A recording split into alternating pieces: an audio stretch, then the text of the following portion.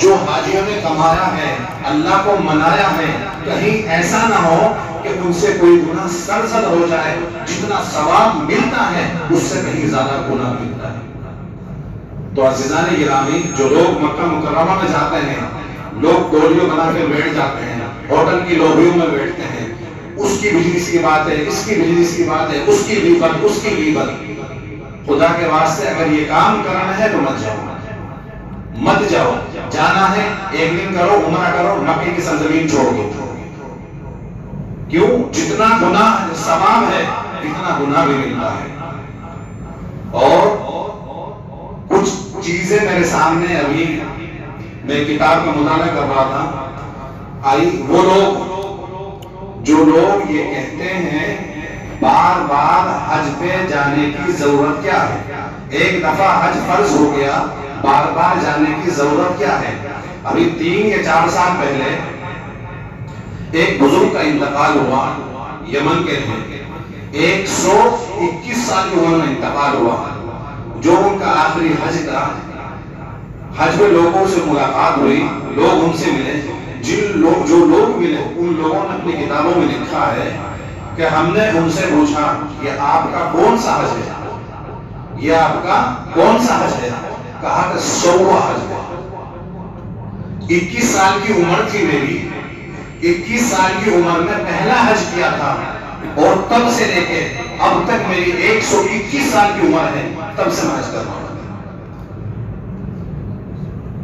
حضرت علی بن موفق رحمت اللہ علیہ اور وہ لوگ جو لوگ یہ سوچتے ہیں کہ میں نے عبادت کی، میں نے نماز کی، پڑھی، میں نے صدقہ نکالا، میں نے زکوٰۃ ادا کی، میں نے حج کیا، اللہ نے قبول کیا یا نہیں کیا، اللہ نے قبول کیا یا نہیں کیا۔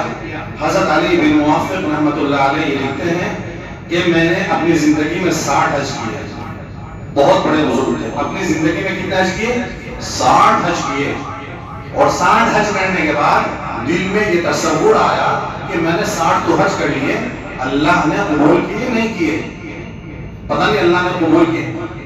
تو وہ لکھتے ہیں کہ مجھے اونگ آ گئی، اونگ بولے تو نیند آ گئی، اور نیند کے اندر دیکھتا ہوں ایک بزرگ کھڑے ہیں اور مجھے آواز دے رہے ہیں کہ اے علی، اے علی، کہ اللہ آدمی اپنے گھر پہ دعوت اسی کی کرتا ہے جس سے محبت ہوتی ہے۔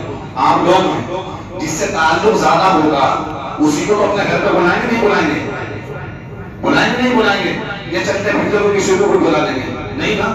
جس سے تعلق ہوگا، جس سے محبت ہوگی، اپنے گھر پہ اسی کو بلائیں گے۔ اور عزیز دوستو، اللہ تبارک و تعالیٰ کو جس سے محبت ہوتی ہے، جس سے تعلق ہوتا ہے، اللہ تبارک و تعالیٰ اپنے گھر پہ بلاتا ہے۔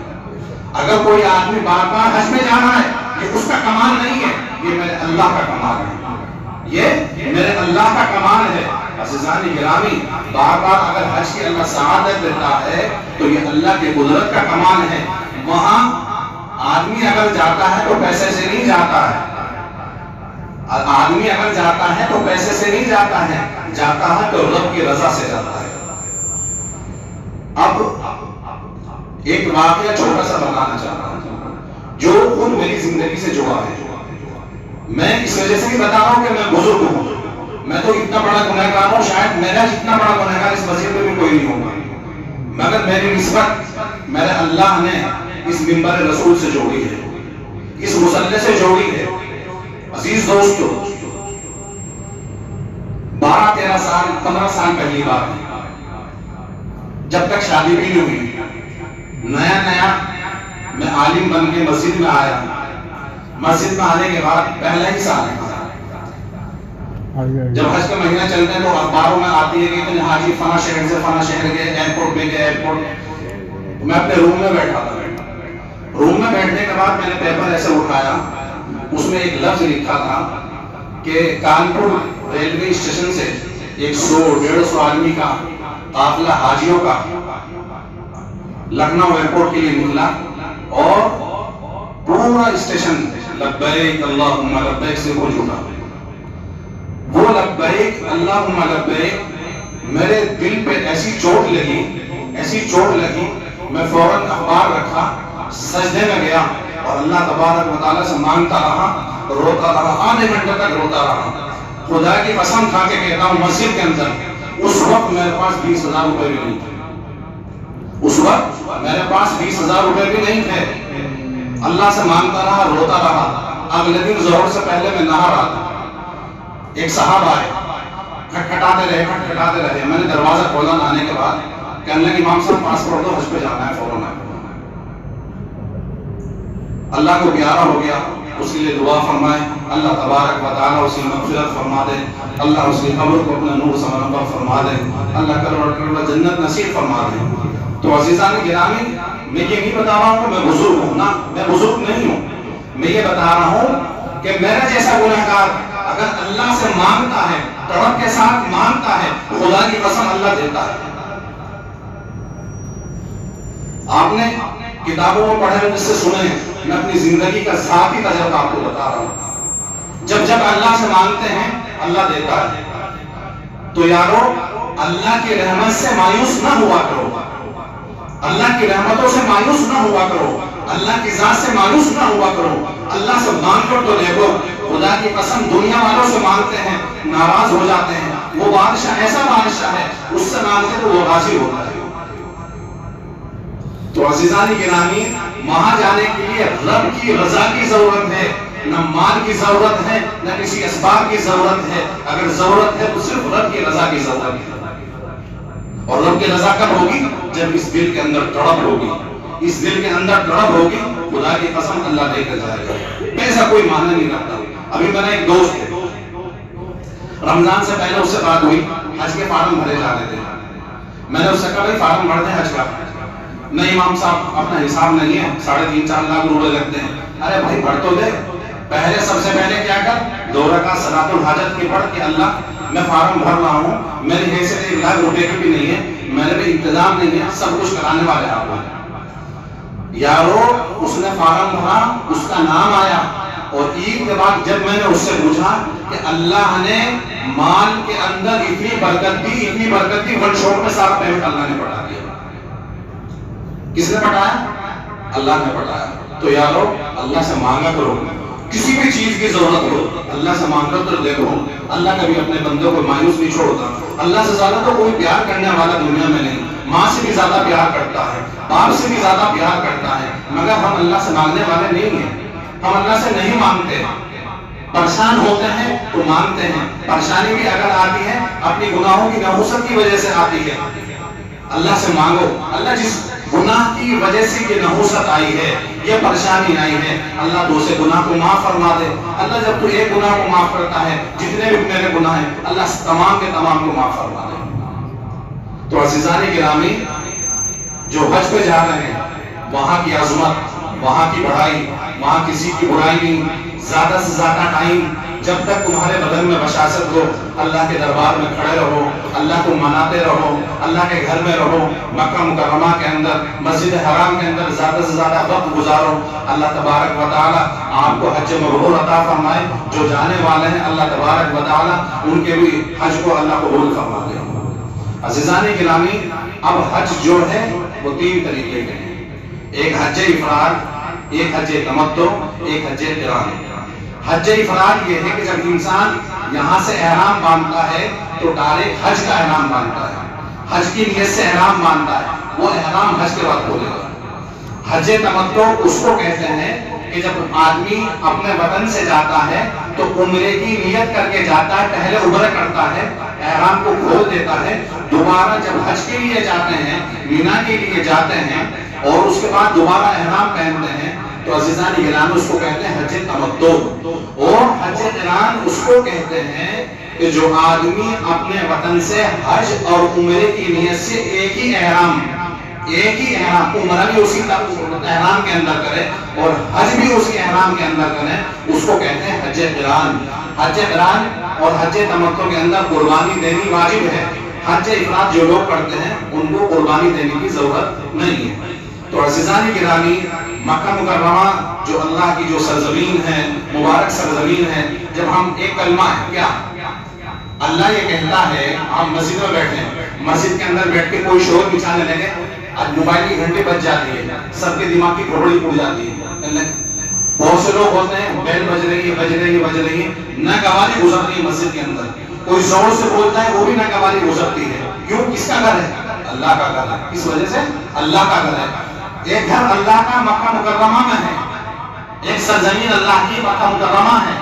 وہاں اللہ یہ کہتا ہے یہاں کی مسجدیں وہ خاموش رہو، اور جب میں اس گھر کے اندر آئے تو زور زور سے لبیک اللہم لبیک لبیک لا شریک لک لبیک یہ کہتا ہوا داخل ہونا. اب لبیک کا مطلب کیا ہے؟ لبیک کا مطلب کیا ہے؟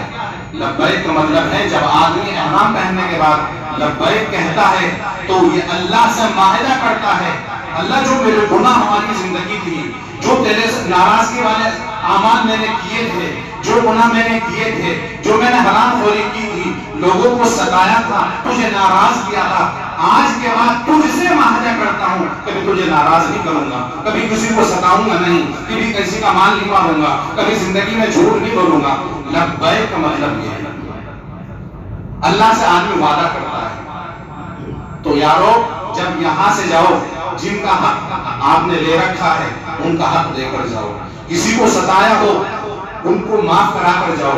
اللہ تو معاف کر دے گا، اللہ تو معاف کر دے گا اپنے گناہ، مگر جو لوگوں کے حقوق دبائے ہیں، لوگوں کے حقوق کو مارا ہے، وہ کون معاف کرے گا؟ لوگ معاف کریں گے نا جن کے دبائے. جو جانے سے پہلے اگر تم نہیں دے سکتے تو ان سے کہہ کے جاؤ بھائی مجھے مہلت دے دینا، میں حج پہ جا رہا ہوں. تو یہ طریقہ ساری چیزوں کا ہے. اور مکہ مکرمہ کی جو عظمت ہے وہ دلوں کے اندر ہونی چاہیے. اگر مکہ مکرمہ کی عظمت دلوں میں ہوگی اللہ تبارک و تعالی ہمارے اعمال کو قبول فرمائیں گے، ہمارے اعمال کو قبول فرمائیں گے. اور خدا کی قسم کھا کے کہتا ہوں مکہ کی عظمت دل میں آپ کے رہے گی، اور اس عظمت کے ساتھ آپ مکہ مکرمہ میں داخل ہو گئے. اللہ تبارک و تعالی آپ کو ہر سال بلائے گا، آپ کو ہر سال بلائے گا. اور یاد رکھنا کبھی زندگی میں یہ مت سوچنا کہ پیسے والے حج پہ جاتے ہیں. وہ لوگ اکثر 50% سے زیادہ وہ لوگ ہوتے ہیں جن کی جیب میں اتنے پیسے نہیں ہوتے، جن کی مالی اعتبار حیثیت اتنی نہیں ہوتی، مگر اللہ تبارک و تعالیٰ کوئی نہ کوئی اسباب پیدا فرما دیتا ہے اور اللہ تبارک و تعالیٰ لے کے چلا جاتا ہے. جاتے وہی ہیں جن کو اللہ چاہتا ہے، جاتے وہی ہیں جن کے حج کو اللہ تبارک و تعالیٰ قبول کرتے ہیں. اور نیک اعمال کی توفیق اللہ تبارک و تعالیٰ کبھی دیتے ہیں جب اللہ تبارک و تعالیٰ کو وہ اعمال قبول کرنے ہوتے ہیں. اور اللہ تبارک و تعالیٰ کو جن اعمال کو قبول کرنا نہیں ہوتا اللہ تبارک و تعالیٰ کبھی زندگی میں ان اعمال کی توفیق عطا نہیں فرماتے. اگر اللہ تبارک و تعالیٰ ہمیں مسجد میں لانے والا بننا ہے، ہم نماز پڑھنے والے بننے ہیں، ہم زکات دینے والے بننے ہیں، ہم صدقات دینے والے بننے ہیں، ہم نفل پڑھنے والے بننے ہیں، ہم تہجد پڑھنے والے بننے ہیں، تو یاد رکھو اللہ کا خاص کرم ہے آپ کے اوپر. اللہ کو آپ کی عبادت کو قبول کرنا تھا تو اللہ نے آپ کو ہدایت دی، اللہ نے آپ کو ہدایت دی. اور جب اللہ کو ہدایت دینی نہیں ہوتی تو اللہ دور کر دیتا ہے، اللہ اپنے سے دور کر دیتا ہے، اپنے گھر سے دور کر دیتا ہے. اس اللہ کا کرم ہے، اس اللہ نے ہم سب کو یہاں اپنی عبادت کے لیے جمع فرمایا، اور وہ اللہ ہمیں بار بار 5 وقت مسجد میں لانے والا ہے. عزیزان گرامی، ابھی تازہ قصہ آپ کو میں بتاتا ہوں. ایک میرے دوست نے مجھے قصہ بتایا، یہ 3 سے 4 سال پہلی بات ہے کہ میں مکہ مکرمہ کے اندر تھا، حج کا موسم تھا، عزیزیہ میں رکا ہوا تھا. ایک ٹیکسی میں نے کی، مجھے حرم میں جانا تھا. کوئی پاکستانی ڈرائیور تھا یا انڈین ڈرائیور تھا، اس سے میری باتیں ہونے لگی. مکہ کیوں، میں تو نیا نیا گیا تھا، مکہ کی عظمت میرے دل میں تھی، مسجد حرام کی عظمت میرے دل میں تھی، کعبۃ اللہ کی عظمت میرے دل میں تھی. شوق تھا کعبۃ اللہ کو دیکھنے کا. یارو سنو، وہاں رہ کر بھی ایک عبرت کی بات ہے. اس سے پوچھا کتنے سال تجھے ہو گئے؟ کہنے لگے 32 سال ہو گئے. 32 سال کہنے لگا تم 32 سال ہو گئے تو ہر مہینہ عمرہ کرتے ہوں گے، ہر سال حج کرتے ہوں گے، جب چاہے جب مسجد حرام میں نماز پڑھ لی. اس نے یہ کہا کہ 32 سال کے اندر نہ تو کبھی زندگی میں کعبۃ اللہ کو دیکھا، نہ مسجد حرام کے اندر نماز پڑھی. 32 سال رہتے ہوئے مکہ مکرمہ کے اندر. تو یہ کیا ہے؟ یہ اللہ ہے. اللہ کو جس کو بلانا نہیں ہوتا نا، وہاں رہ کر بھی اللہ نہیں بلاتا، اور جس کو اللہ بلاتا ہے ہزاروں میل سے اللہ تبارک و تعالیٰ بلا لیتا ہے. تو بھائی جو جا رہے ہیں، اللہ پر آپ کا خاص کرم ہے، اللہ پر آپ کا خاص کرم ہے وہاں جانے کے بعد اللہ کا گھر کا احترام، غیبتوں سے بچنا، چغل خوریوں سے بچنا، ایک دوسرے کی برائی کرنے سے بچنا عزیزانی گرامی، اور نیت یہ کر کے آنا کہ اللہ ہماری زندگی کے اندر ایسا انقلاب پیدا فرما دے جیسی زندگی تو چاہتا ہے، جیسی زندگی تیرے نبی چاہتا ہے، اللہ وہ زندگی ہماری زندگی میں زندہ کر دے۔ اللہ تبارک و تعالی کہنے سننے سے زیادہ عمل کرنے کی توفیق عطا فرما دے، اور اللہ ہم سب کو بارہا حج مبرور عطا فرما دے۔ وآخر دعوانا الحمدللہ رب العالمین۔